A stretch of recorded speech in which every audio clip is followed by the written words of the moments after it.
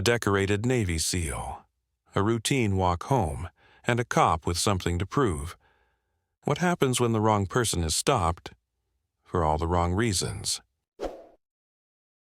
Jade Carter had barely made it 5 blocks when she heard tires screech behind her. She didn't flinch. Years of combat zones had trained that out of her. But she already knew what this was. She saw it the moment she stepped off the bus. The curious glances, the whispered assumptions. The neighborhood hadn't changed, not even a little. She adjusted the strap of her duffel bag and kept her pace steady. She didn't speed up, didn't slow down, just walked. Then came the car door, then the sound of boots. "Hey, stop right there." Jade exhaled through her nose, turning slowly, no sudden moves. She faced the officer, young, tense, and already carrying the weight of a badge too heavy for his ego. Officer Grayson. She didn't know him, but she knew the type. She had seen men like him in every war zone she'd survived. Men who saw control not as a tool, but a weapon. His eyes flicked down to her bag. "What are you doing in this neighborhood?" His voice wasn't loud, but it carried judgment. Jade tilted her head slightly, keeping her tone even. "I grew up here." Grayson didn't react. If anything, his jaw set firmer. "Where you headed?" "My grandmother's place," she replied. She could feel the stares starting, people watching from porches, from corners, the familiar tension thickening. "I need to see some ID," Grayson said. Jade didn't move. She'd been here before, too many times. "My behavior suspicious?" she asked, cool but direct. "You're carrying a big bag, walking in a high-crime area, and you're being difficult." She nearly laughed. Difficult. That word again. Always the excuse. "I'm just trying to get home," she said. Then there shouldn't be a problem showing ID. There it was. The unspoken obey or suffer. Her patience thinned. "I don't have to show you anything if I haven't done anything wrong." A few murmurs broke out nearby. A woman, early 20s, already had her phone out, recording. Jade caught her eye. Grayson saw it too. "Put that phone away," he barked. She didn't move. Jade slowly reached into her bag. Every motion deliberate, every second stretched. She pulled out a slim leather case and held it up. Grayson snatched it and flipped it open. His eyes moved over the text. Lieutenant Jade Carter, United States Navy SEAL. Everything changed. His jaw twitched. His shoulders stiffened in that awkward way people do when they realize they just stepped in it, deep. Jade crossed her arms and waited. Grayson cleared his throat, returning the ID. "Military, huh?" "Is that a problem?" she asked flatly. He stared for a beat longer. "No," he muttered. "No problem at all." The woman filming smirked. "Oh, you messed up, officer." Laughter rippled through the small crowd. Grayson's fists clenched. She'd seen this before. The kind of man who couldn't afford to lose control, especially not in front of an audience. "Have a good day, officer," she said. She turned and walked away. But as the laughter followed him down the street, Jade knew this wasn't over, not even close. Grayson stood frozen for a beat, watching Jade disappear down the block, but something boiled beneath the surface. Laughter, phones, loss of control. He wasn't used to being challenged, definitely not in public. His eyes scanned the crowd. People were whispering now, phones were still up, and the young woman who recorded, still rolling, still smirking. Grayson made a decision, a bad one. "Hey, you, stop!" Jade's shoulders dropped as she halted. She closed her eyes for half a second before turning. "You had your chance," she thought. But she turned anyway, face neutral, hands still, calm, but bracing. Grayson marched toward her, voice louder this time. I need to search your bag." The crowd audibly reacted. Gasps, murmurs, a few "what the hells?" "For what?" Jade asked, her tone like ice. "Drugs, weapons, contraband, pick one." "Suspicious behavior," Grayson snapped back. "Non-compliance." "You're asking a Navy SEAL if she's smuggling drugs?" she said. "You heard me." The tension crackled. Every phone in the crowd was up now. Even the air seemed to pause. "You need probable cause," Jade said coolly. "And so far all you've got is a bruised ego." "I don't need a reason," he hissed. "That's not how the law works." Grayson's hand hovered near his belt. Too close. Way too close. The woman with the phone leaned in, whispering to the guy next to her, "He's really gonna do it." Jade didn't move, but every muscle in her body was ready. And then, "Officer Grayson."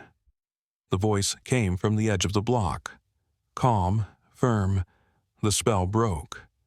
A tall, broad-shouldered man approached, his uniform crisp but his eyes tired. Sergeant Marcus Hill. He moved slowly, deliberately, his presence commanding silence. The crowd parted for him. "Sergeant," Grayson said stiffly, still not turning around. Hill's voice was quiet but firm. "Explain to me why a decorated Navy SEAL is standing in the street while you're escalating a situation that should have ended 10 minutes ago." Grayson's face twitched. "She was being difficult," he muttered. Hill raised a brow. "She was walking."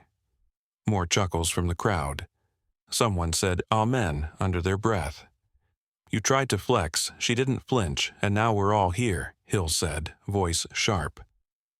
Grayson looked down, but his hands were still twitching, his pride still simmering. "You and I both know how this looks," Hill continued, "and I guarantee that video is already on the internet." The woman with the phone raised her hand. "Oh, it's trending already." Jade didn't say a word. She didn't have to. Hill exhaled through his nose. "Let me ask you straight. Do you actually believe this woman is a threat?" Grayson didn't answer. Hill turned to Jade. "Lieutenant Carter, you good?" "I'm trying to be." "Then I suggest you continue on your way." Jade nodded and started walking. "Grayson," Hill added, voice dropping low, sharp as a blade. "Try thinking next time before you get yourself fired." The crowd exploded. Laughter, cheers, claps. Grayson's jaw was locked, his fists white-knuckled. Jade didn't look back, but she could feel the burn of his humiliation. She had walked into a storm, and now she was walking out of it. But this story, it wasn't over yet. By the time Jade Carter reached her grandmother's front porch, her phone was buzzing nonstop. Miss Alma opened the door before Jade even knocked. A wooden spoon in one hand, apron dusted with flour. "Well, if it isn't trouble walking on two legs," she teased. Jade managed a tired smile. "Evening, Grandma. You gonna check that phone or let it shake itself off the table?" "I already know what it's about." Miss Alma raised an eyebrow, stepping aside to let her in. "Oh, that fool cop?" Jade looked up, surprised. "You saw it?" "Baby, the whole church group saw it. Sister Laverne sent it to me like, 'Ain't this your Jade?' I told her, 'Sure is. Raised with spine and sense.'"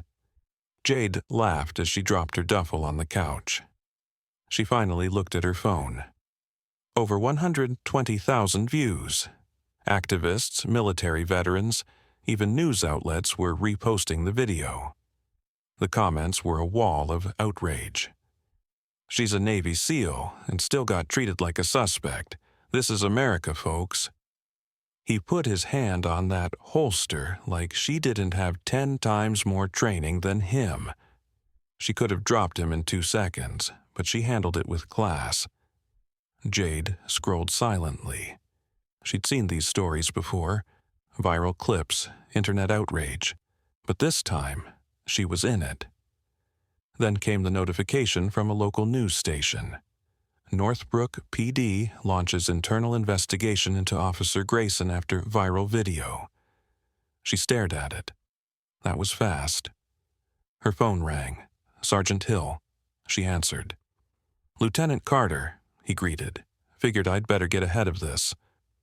"You saw the news?" "Oh, I've had 2 reporters, 1 city council rep, and the chief breathing down my neck all day." Jade sat at the table, gaze fixed on the headline. "So, what's next?" "He's on suspension, pending full investigation," Hill said. "But let's just say the department's under fire." Jade leaned back. "Good," Hill chuckled. "I thought you might say that." Before she could respond, a knock came at the front door. Miss Alma wiped her hands and opened it. 2 men stood outside. One, older, late 50s, graying mustache and a badge on his chest. The other, Officer Grayson. Jade rose to her feet slowly, her face unreadable. The older man nodded. "Miss Carter, I'm Captain Raymond Knox, Northbrook PD. You already know Officer Grayson." Jade folded her arms. "Unfortunately." Knox's expression was tight. "We'd like a word, if you're willing." Miss Alma eyed them like a hawk. "Y'all better keep this respectful," she warned, before disappearing into the kitchen. Jade gestured toward the small sitting area, but didn't offer a seat. "Go ahead." Knox didn't sit either. "This situation," he began, "has spiraled fast. The mayor's involved. The press is digging. And frankly, there's talk of termination." She glanced at Grayson, whose jaw was tight, eyes forward. "I'm here," Knox continued, "because Officer Grayson asked to speak with you." That surprised her. "Did he?" Grayson shifted his stance, took a deep breath. His pride was a thick knot in his throat. "I shouldn't have stopped you," he said. Jade didn't blink. She let the silence stretch. "I overreacted." Knox stepped in awkwardly. "He means he's sorry." "He can say it himself," Jade said. Grayson swallowed. "I'm sorry." "For what?" she asked, voice even. His jaw clenched. "For profiling you, for escalating, for being wrong." Jade studied him for a long moment. "Are you sorry?" she asked. "Because you mean it? Or because you got caught?" Grayson hesitated, then finally, "Both." She nodded slowly. Knox exhaled, clearly relieved. "Look, we're discussing disciplinary action, but what?" she cut in. Knox looked at her carefully. "If you gave a public statement, said you accept the apology, it could help." "Help who?" she asked. "It could mean suspension instead of termination." She turned back to Grayson. He didn't speak, but something in his eyes flickered. Regret, shame, hope. Jade had a choice. She could crush him, let the system devour him, or do something different. "I'll think about it," she said at last. Grayson's shoulders dropped slightly. He nodded once. Knox stepped back toward the door. "That's fair." Jade followed them out, but as they reached the door, she paused. "One thing," she said, voice cutting sharp. Grayson turned. "If you ever pull something like that again," she said, eyes hard, "I won't just let the internet handle you. I'll make sure you never wear that badge again." Grayson nodded, eyes low. "Understood." The door clicked shut. Miss Alma peeked from the kitchen. "They gone?" Jade gave a short nod. "Yeah, Grandma, they're gone." Miss Alma huffed. "They sure had some nerve coming up in my house like that." Jade chuckled lightly, but the weight of the moment hung in the air. She sat down, phone still in her hand. The department had reached out again. Officer Grayson was suspended, and Northbrook was split. Half the town wanted him fired. The other half, predictably, claimed he was just doing his job. Jade knew how these stories ended. Most cops walked free, maybe a few weeks of desk duty, a vague press release, then business as usual. But this time, something was different. She was different. She had leverage now, power. Not the kind that comes with rank or title, the kind that comes with truth caught on camera. Her thumb hovered over the screen. Then she made the call. Sergeant Hill answered on the second ring. "Lieutenant Carter," he said, like he'd been expecting it. "Been waiting to hear from you."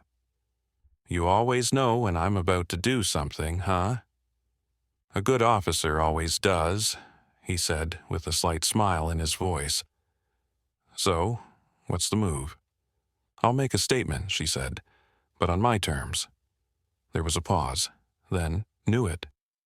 I want to sit down, on camera, with Grayson." Hill didn't respond right away. "You sure?" "If he's serious about change," she said, "then this is part of it. No hiding behind a badge, no prepared statements, face to face." Hill let out a low whistle. "You're really gonna make him earn this." Jade's voice didn't waver. "He tried to humiliate me in the street. This is just the start of his education." Hill paused, then said, "I'll set it up." 2 days later, Jade sat in a modest community center across from Officer Grayson. He wasn't in uniform. That had been one of her conditions. This wasn't about a badge. This was about character. Between them sat Tanya Reynolds, a local journalist known for her blunt, no-nonsense style. 3 cameras were positioned, one on each of them, one wide. A handful of community members sat in the back, quiet, watching. Tanya adjusted her mic and nodded to both. "We're live in 3, 2, 1. She looked to Jade first. "Lieutenant Carter, why agree to this meeting?" Jade folded her hands in her lap. "Because I believe in accountability. Because I know what it's like to be seen as a threat before you even speak. And because if this can stop just one person from going through what I did, then it's worth it." Tanya nodded, then turned to Grayson. "Mr. Grayson, why request this conversation?" He shifted in his seat, noticeably stiff. "Because I was wrong." "Wrong how?" Grayson took a long breath. "I profiled her. I saw someone who didn't look like they belonged, and I reacted. And when she challenged me, when she didn't submit, I escalated." He looked down at his hands. "I let my ego take the lead. I wanted to win something that wasn't even a battle." Jade stayed still, letting him speak. "I've been in law enforcement for years," he continued. "And somewhere along the way, I confused caution with bias." Tanya turned to Jade. "What do you say to that?" Jade watched Grayson for a beat, then replied, "I say, it's a start." Grayson flinched, but he nodded, as if he expected that. Tanya pressed forward. "Do you forgive him?" Jade didn't answer right away. Then, "Forgiveness isn't just mine to give. This isn't about one apology. It's about everyone who doesn't get one. Everyone who doesn't have a phone rolling. Everyone whose story doesn't go viral." Tanya looked back to Grayson. "And what would you say to that?" He looked up at Jade, then back at Tanya. "She's right." Tanya turned again. "What would it take, Lieutenant, for this to not just be words?" Jade leaned in slightly. "I want policy changes. I want real training, not a 2-hour slideshow. I want consequences that don't rely on public outrage. I want officers to protect everyone, not just the people who look like their neighbors." "And do you think that's possible?" Jade looked at the camera. "It has to be." The interview ended. The footage was posted within hours. By morning, the internet had opinions. Some called it performative. Others praised Grayson for owning up to his mistakes. But what mattered most was the conversation it sparked. City council members began pushing for de-escalation training across all precincts. The police department announced a community oversight board to review use-of-force complaints. And Officer Grayson? He resigned. Not because he was forced to, because, for the first time, he understood he wasn't the man for the job anymore. A week later, Jade received a letter. No return address, just her name written in neat handwriting. She opened it. "Lieutenant Carter, I won't ask for forgiveness, but I want you to know that I heard you. I heard everything you said, and I'm going to spend the rest of my life making sure I do better. Thank you for showing me what real strength looks like." There was no signature.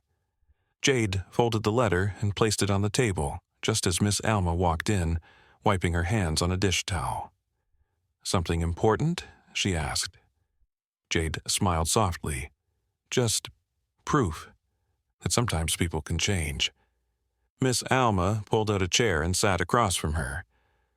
"Well, baby, if anyone was going to make that man change, it was always going to be you." Jade chuckled under her breath. "Guess so." She glanced toward the window. The sun was setting. Same neighborhood, same streets. But for the first time, something felt different. She hadn't come home looking for a fight. But maybe this fight had been waiting for her, and maybe, just maybe, this was how real change started. With truth, with grace, and with a woman who refused to be quiet.